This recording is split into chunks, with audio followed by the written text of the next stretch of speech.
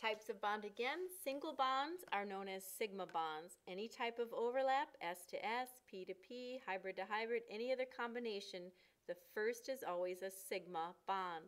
When the axes interact, connecting by just a simple overlap, it's known as a sigma. Pi bonds result when the bonding atomic orbitals are parallel to each other. So instead of pointing along the axes connecting, they're literally overlapping by a parallel connection, as in a double bond. So perpendicular to the axes connect to create a pi bond.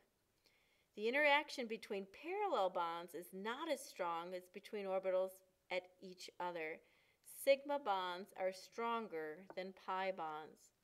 Let's show with an example what we're referring to.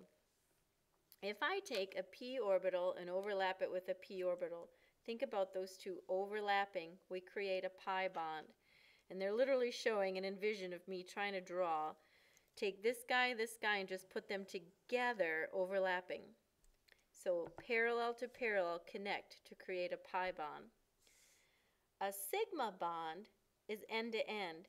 Take these two, the same hourglass shape P, but instead of overlapping as in like a figure 8 would overlap like this to create something along those pictures, end to end creates a sigma bond.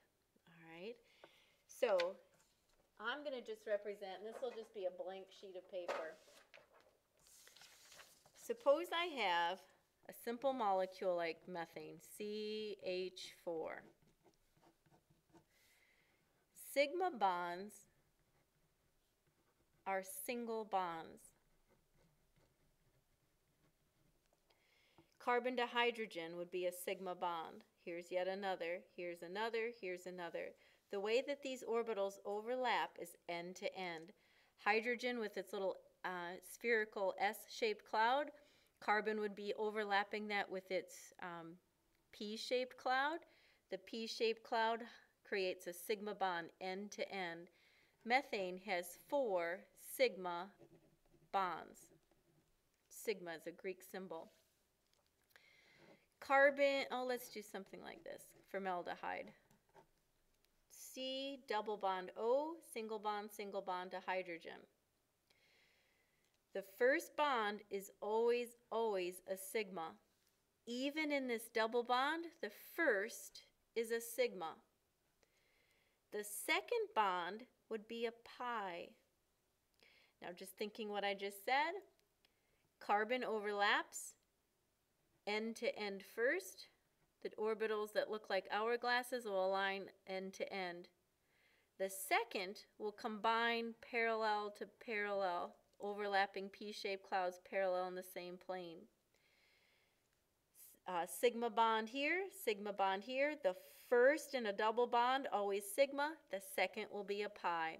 This structure has 3 sigma, 1 pi bond. If I have something like carbon monoxide, a triple bond.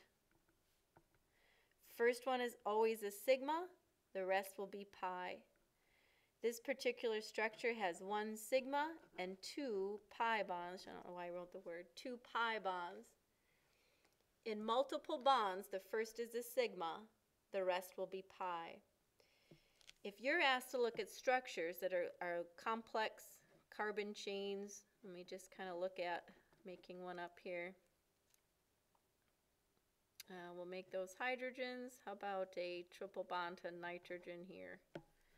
Let's count the total number of sigma and pi. Every single bond is always a sigma. Every first bond of a multiple is a sigma. The rest are pi. So let's label. Here's sigma. First here is a sigma. Sigma. Again. I count 1, 2, 3, 4, 5, 6 sigma bonds in this structure. Again, sigma just simply means end-to-end overlap, very strong bond. Pi bonds occur when we have double or triple bonds. The first is always a sigma, the rest are pi. In the carbon to oxygen double bond, there's one pi bond. The other is a sigma. In the carbon to nitrogen bond, first is a sigma, then I see two pi bonds. 6 sigma, a total of 1, 2, 3 pi bonds in that particular structure. It's just describing the orientation in which bonds are formed by overlapping orbitals. Sigma bonds are end to end. Pi bonds are, if this is the plane, you're going to overlap those orbitals top and bottom, as in a p bond. So best I can, I'm drawing. You know that's my forte. And this concludes the chapter 10, the Vesper theory being the big idea, hybridized orbitals with the thumb-finger rule, and just counting sigma pi bonds are the 3 basic skills that we've practiced in chapter 10.